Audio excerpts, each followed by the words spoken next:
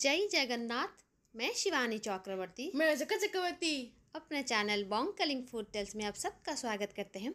आज की हमारी वीडियो में हम आपको बताएंगे क्या जगन्नाथ मंदिर में आमिष मतलब नॉनवेज का भोग लगता है। इसका जो उत्तर है वो हाँ भी है और ना भी है। आप सबको पता है जगन्नाथ जी का जो धाम है वो वैष्णवों का भी धाम है, शाक्तों का भी धाम है और शैवों का भी धाम है। वहाँ पर वैष्णव पद्धति से भी उपासना होती है, शाक्त पद्धति से भी उपासना होती है। और शाक्त पद्धति जिसको कि तांत्रिक पद्धति भी कहा जाता है, उसमें नॉनवेज का भोग लगाना पूजा का एक प्रमुख प्रक्रिया होती है। तो क्योंकि जगन्नाथ धाम जो है वो बहुत ही पुराना तंत्र पीठ है, पुराना शक्ति क्षेत्र है, माँ बिमला जो वहाँ पर पीठाधीश्वरी है वो तंत्र साधना के प्रमुख केंद्र हुआ करता था। तो इसकी वजह से वहाँ पर नॉनवेज मतलब मांसाहार का भोग माँ को अर्पित किया जाता था और आज भी वो परंपरा कायम है। तो ये जो बात है कि जगन्नाथ मंदिर में नॉनवेज का भोग होता है कि नहीं, ये सत्य तो है लेकिन ये अर्ध सत्य है, क्योंकि ये जो नॉनवेज का भोग लगता है ये जगन्नाथ जी को उनके मंदिर में नहीं लगता, ये माँ बिमला को लगता है।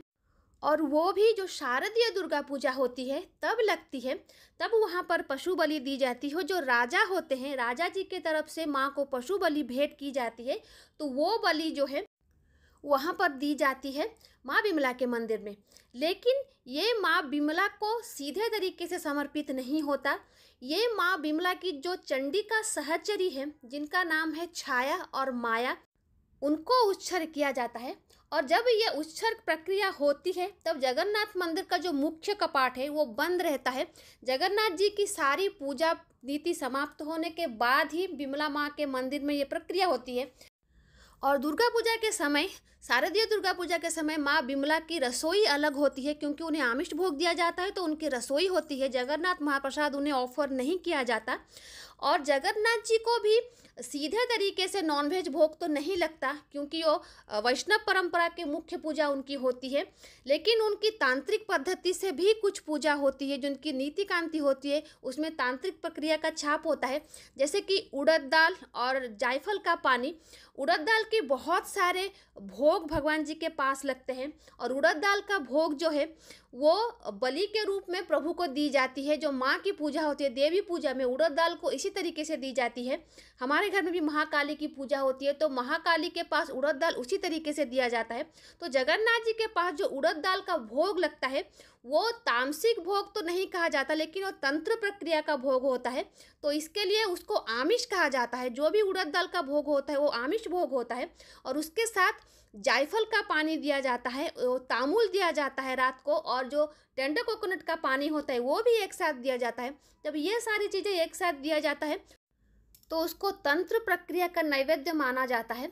और ये सीधे तरीके से तो मांसाहार नहीं है, लेकिन ये सांकेतिक तरीके से आमिष है। तो जगन्नाथ जी सांकेतिक तरीके से तो आमिष भोग ग्रहण करते हैं, जिस चीज़ को नॉर्मली दूसरे मंदिरों में उपयोग में नहीं लाया जाता। बहुत कम मंदिर होंगे जहाँ पर उड़द दाल का प्रसाद लगता हो भगवान को, जो खासकर वैष्णव मंदिर होते हैं, लेकिन जगन्नाथ जी को यहाँ लगता है। और एक दिन होता है जगन्नाथ जी की पूजा में जब मंदिर में मछली की बलि दी जाती है, लेकिन ये माँ बिमला को नहीं दी जाती। और वो खास दिन है जब जगन्नाथ जी पाताली होते हैं। नवकलेवर के समय जो पाताली का दिन होता है, जब पुराने विग्रहों को भूपतित किया जाता है, मिट्टी के अंदर उनको स्थान दिया जाता है, तब जो 10 दिग्पाल होते हैं उनको ये बलि समर्पित की जाती है। जो मच्छी की बलि होती है, फिश की बलि होती है, वो नवकलेबर के टाइम पे होता है। जो 10 दिक्पालों को ये उत्सर्ग किया जाता है। और कोई भी वैष्णव मंदिर में ऐसी तरीके का कोई परंपरा नहीं होगा कि किसी को नॉनवेज की बलि दी जाए, फिश की बलि दी जाए, लेकिन 10 दिक्पालों को दिया जाता है उस दिन, ताकि वो संतुष्ट हो सके। वो पूजा का एक प्रक्रिया है।